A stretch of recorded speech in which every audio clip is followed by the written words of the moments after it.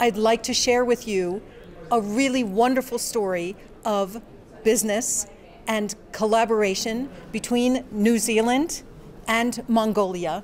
I'm Monpellets. We do Mongolian sheep wool fertilizer, organic fertilizer, and we use the waste wool and no water, no chemicals, but most newest organic fertilizer in the market. Daggy and I share Mongolia. So we use overseas farming experts to introduce modern technology to Mongolian herders.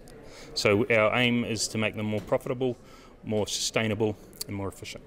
And tell me what it was like when the Mongolian herders came to visit you in New Zealand for training. It was incredible. They're incredible guys. I just really admire their courage and their determination to go. Never left their village before and go, so far away from home, a strange country where you don't speak the language for 3 months was just a huge commitment from them. And they did so well. They quickly excelled, and they were within 3 months doing better than other people that take 2 or 3 years to get to that standard. And it was a lot of it's just natural ability, but a lot of it too was just determination.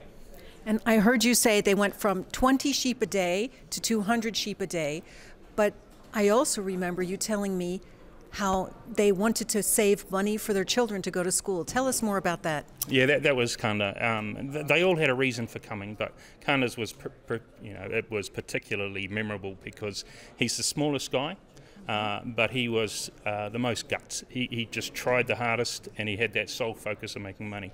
And when I asked him, he said that the reason he was working so hard was to send his daughters to a decent school. He wanted to give them a quality education. And in Mongolia, that's pretty hard.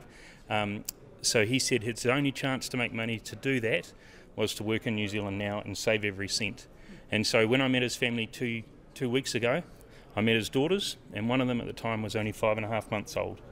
So he was working now for money he's going to need in more than 10 years' time. And I thought that was incredible. How's it been for you to have him here in Mongolia? This is incredible because without Paul, I would still be having very expensive wools from the herders, not the herders, the middle guys. So because of Share Mongolia, I'm connecting with the herders right on the spot, and they are really keen to supply the wool to me, which I'm going to help them to build the greenhouse next year, so they can give me the wool, I can give the fertilizer, they can grow the green food, they can eat the green, which healthy and organic. So it's going to be more spin-offs. business. Yes, we're going to be helping the herders to have more, not only like a sheep or farming experience, but also the green product too. And this is making you more competitive, and you're selling beyond Mongolia. Tell us where you're moving outside of Mongolia. Yeah, we've been exporting our product to Germany for last 4 years.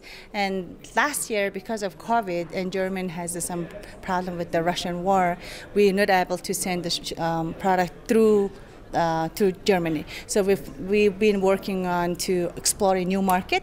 So last year we shipped first time trial shipment to America. So this year we're going to send a retail product to American Home Depot and Walmart. That's going to be very exciting because the product is price is very interesting for the market.